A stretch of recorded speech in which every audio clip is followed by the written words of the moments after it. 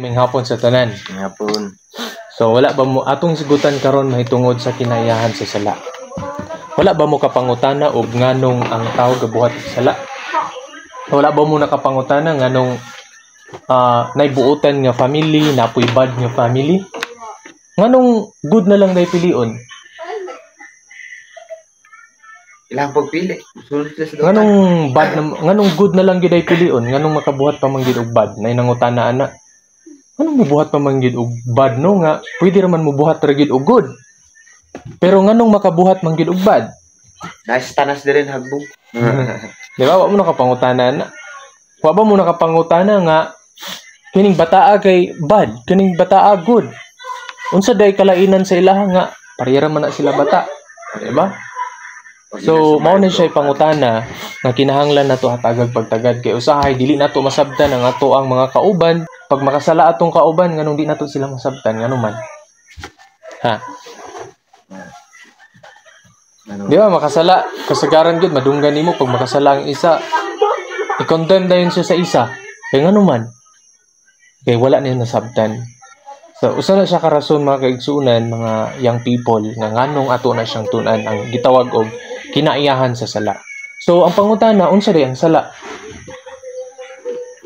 Ha? Unsa ang sala? So, take note, sulat ninyo.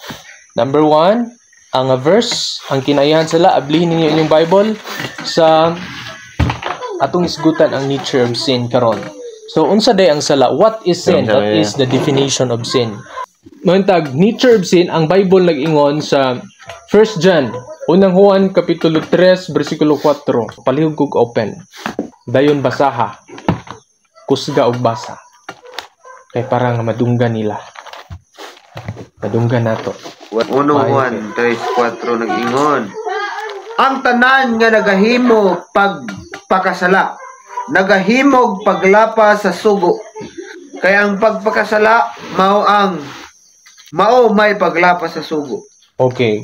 So, ang paglapas sa kasuguan, mao ang sala. Sala. So, nakasala ta kung nakalapas ta og balaod. That is result. Resulta man na siya, di ba? Lahi man ng wala ta kabalo nganong gabuhat man kag sala nga nakabalo naman ka sa balaod. So, mao na ang kuhaon nato, tan-aw nato ang root, no ang ugat. Ing sa unang Juan kapitulo 3 bersikulo 4, resulta na lang ni siya sa sala nga naa sa atwa. So mao ni atong isigutan. So unsa man giday pangutanan ninyo diha, unsa man giday hinungdan nga ngano ang tao gabuhat og sala. Butang ni Dios pangutanan ninyo para masundan ninyo. Unsa man giday hinungdan, unsa hinungdan nga ang tao gabuhat og sala. Now palihog kog basa sa Salmo 51 bersikulo 5. Aniya karon? Ako na tao sa kasalanan ug sa sala gipanamkod ako sa akong inahan. Okay, kana nga bersikulo natawo ningon si David, natawo siya diha sa sala ug gipanamkon siya sa iyahang inahan sa sala. Ang pangutana ba kanang ang sala ba sa iyang mama sala ni David? Mao ba ang pasabot ana nga bersikulo nga ang sala sa iyang mama sala ni David? Dili. Ang sala sa iyang papa sala ni David? Dili, gipakataw na siya nga. No, dili siya pwede no nga ang sala sa iyang mama, nanapaw iyang mama, dayon si David pod nakapanapaw na sa iyang pagkabibi. Dili. Ang pasabot ana nga verse nga ang tanan nga natawo naanay sala diha sa iyaha. Pero wala pa niya nabuhat ang sala. Pero naana sa iha ang sala ni lublob. Atong dugangan ang bersikulo.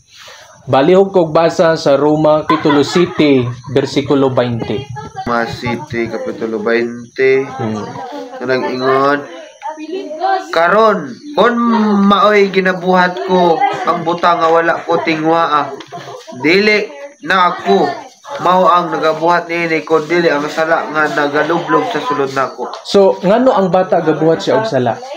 Tungod kay ngano man? Sabtan ninyo ang verse ngano? Ngano ang bata gabuhat og sala tungod sa sala nga nagalublob diha kaniya. Dili tungod kay ang sala sa imong papa sala na nimo, penta nangawat imong papa. Paggawas nimo sa tiyan sa imong papa, wala na nagpasabot nga kawatan na ang imong sala. Dili, kundili paggawas nimo na anay sala diha sa imuha. So naa na gid ang sala sa ato human nga nakasala ang atong unang ginikanan sa pagkaon sa kahoy sa kahibalog maayog dautan. Kuha. So nakuha ninyo. So nga masabtan na ba ninyo nga ngano ang tao gabuhat og sala? Kanang sala nga nagalublob sa atoa, parehas gud anang bata. Kinsa man nganong tanang bata, nakita ba mong bata nga hingpit? Wala. Kabalo na ba na silag balaod? Wala. Pero nganong gabuhat silag sala? Ano? Bunga sa sala. Gi-consider ba sila nga makasasala? Dili. Ay, consider. Makasasala sila, Oh. pero dili sila guilty. Di ba? Kaya nga naman, wa man sila nasayod sa ilang gihimo, natural raman nilang ginahimo nga sila makasala. Gabuhat og sala. Karon, ako tamong pangutanon. Kung nay tao sa ato ang iglesia nga kauban nato nga grabing struggle gabuhat gyud sa sala, nabatay katungod nga muhukom sa iya ha? Wala. Nabatay katungod nga ato siyang libakon sa iyang sala nga. Wala. Kay apilang ng libak makasala po. Oh, yes, exactly. Kitang tanan pud makasasala. Ang iyahalang gihimo, dili pud mao imong ginahimo, pero kitang tanan gabuhat og sala.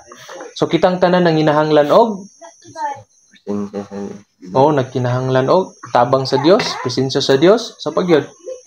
Nagkinahanglan og Ugma sa Diyos. okay, dugangan pa gyud nato ang verse. Kaloy kog basa sa Matthew, si Irish ipabasa.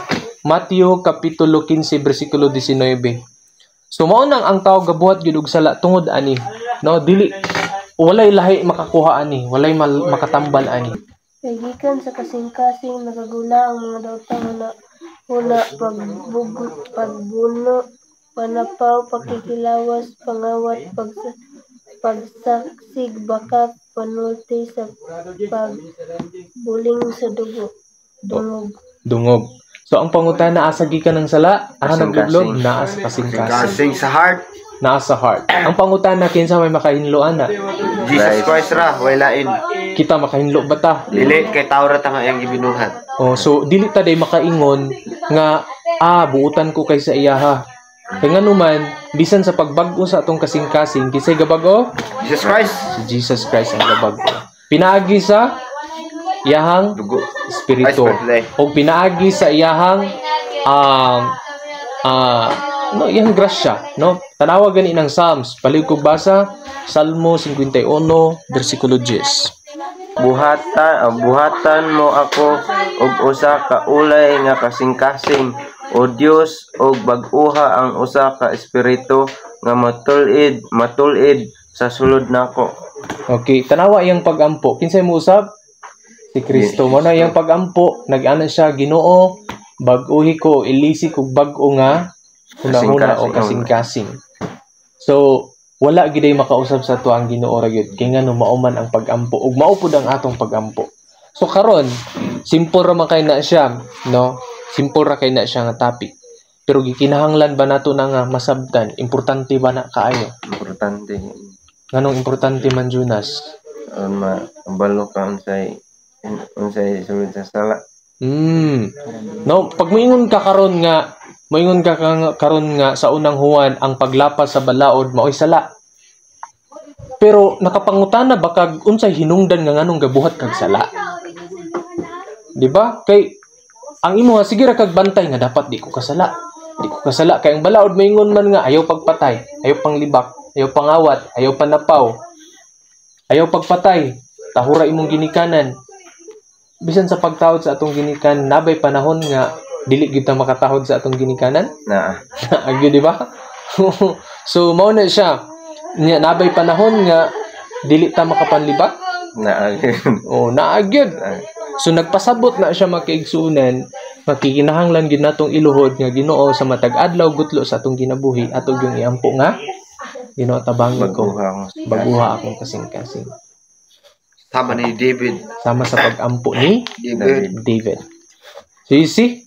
So isa na siya sa topic nga importante kay bisan ka asa padulong karon kung kamo nay magtudlo makakita gyud mo og mga bisan asa ka padulong sa sulod sa iglesia makakita gyud ka bisan kita masipyat gyud ta sila pod masipyat pod ang mga tawo nga nasa sulod kung mahitabuan na mao nang kadugayan wala nay mabilin sa sulod sa simbahan nganuman magnilibakay naman di na nagsimbang isa kay nganuman magunay raman mag-isig mo na gitawag nila pasipsipay. Murag palakas papil. Mo na ginon palapad papil. Oh, di ba? Palapad papil. Oh, mao na ang kasagaran. O kung dili nato na siya masabtan, manang gibati nato nga mas maayo ta sa uban nga walay sala sa sulod nato, mao nang mahitabo nga wa gyud kabantay mo atong duha ka katong parisiyo o katong maniningil og buhis, katong parable nga gihimo ni Christ ba. Ang ina ang kuan, ang maniningil og buhis unsay yang gibuhat, mukpog sa iyang heart ana siya nga, Lord, nagduko pa gid siya ana siya makasasala gid kay ko, di ba? Nag-angkon gid siya makasasala. Ang parisiyo pod nagluhod nga naghangad, tapos pagkahuman niingon, Lord, salamat kaayo, dili ko pariyaan ang maniningil og buhis, tikasan kawatan, di ba? So kinsa ang gidawat nga pagampo sa ilaha, ang maniningil og buhis o ang parisiyo? Maniningil og buhis. Oh, dili tong nagpakaaron ingon nga walay sala, no, nagpakaron ingon nga hingpit, kundili ang tanan gayod, no, nakasala og nakabsan sa himay sa Dios, nagkinahanglan og grasya sa Dios. Naba mo ikatudlo nga tawo nga wa gid nakasala? Nawala. Sure? Kasi Kristo ra. So Kristo ra ang wala nakasala. So gawas kang Kristo, nakasala gid ang tanan. Ang kaliwat tanan ni Adan nakasala gyud, wala nakasala. Walay usang wala nakasala. No? So tanan nakasala sa kaliwat. Mao nang ang tanan nakasala, Roma 3:23, ug nakabsan sa himaya sa Dios. Og mao na siya isulat diha.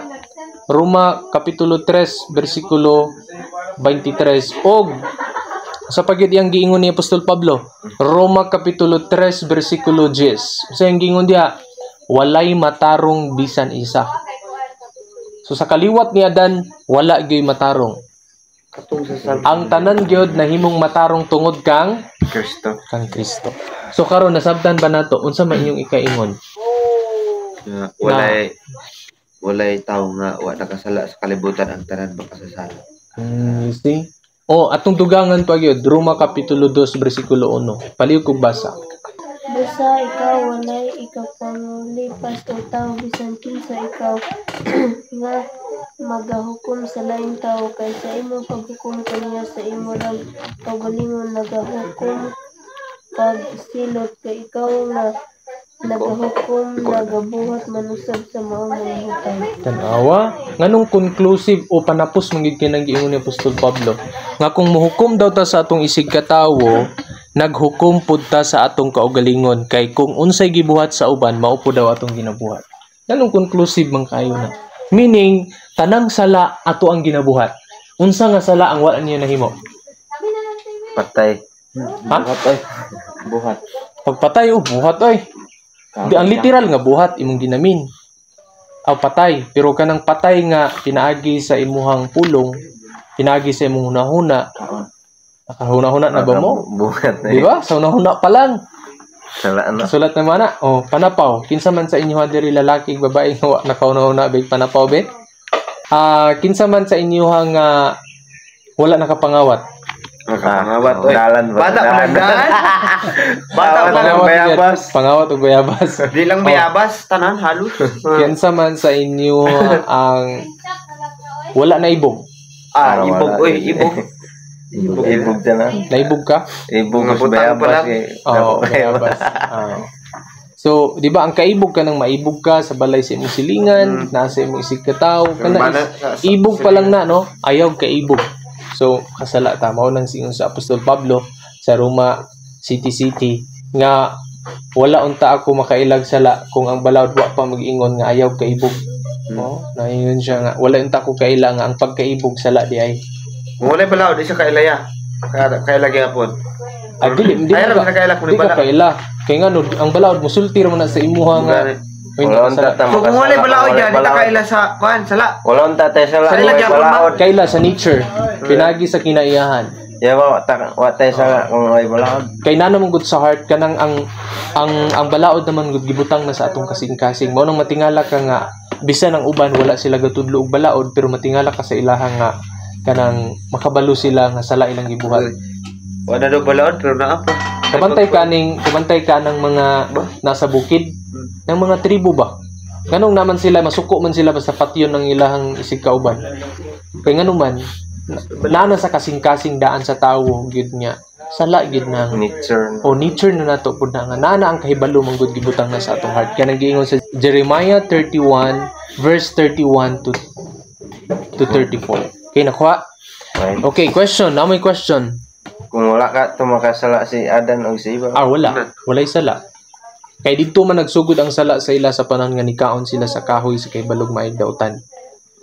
So automatic kabantay ka atong automatic, di ba? Sa panahon nga nikaon siya og fruit, mao to yang sala. Pero nganong naamnan may malis dayon? Malis. Sala man ang malis, di ba? Malis siya ba? Malisyoso. Kanang kalit na dayon nila. Uy, hubo man mi nangita dayon sila diretso. Gi-process pa ba dito nga? Gi-process pa ba diay nga nang ala? Kanang naginahinay pa nga. Nature. Hala, dugay man kay ko, hala. Dugay naman kay ko nagbaklay-baklay. Nga karon pa man ko nakarealize nga hubo na ginana ba si Adan ug si Iba. Wala, automatic pagkakaon nila, kitaan din nila nga nahubo sila, and then nag-cover din sila sa ilang kaugalingon. Ay, nakasala naman. Nangita din si Gio. Giprocess pa ba tong nagtinukluray sila? Ay, Wala kana man gud akong asawa. Ay, kana man gud akong bana, giprocess pa ba? Diretso automatic. Gabuhat sila sala. Pero unsa ra ang ilang sala nga nauna nga ilang nabuhat? Pagkaon o pagsalikway sa pulong sa Ginoo, nga ayaw pagkaon sa kahoy sa kahibalog maayog dautan. Oh, Nakita na daw nga dito ba? Si Iba nakasala naman daw atong nibulag sa Adan. kung sakto. Rejection man na siya sa word of God. Mao to siya. From first sin will lead to another sin gina siya. Yag yung unang sala ato nga nibulag siya sa iyang asbana nga wala iyang bana. Rejection man na sa word of God.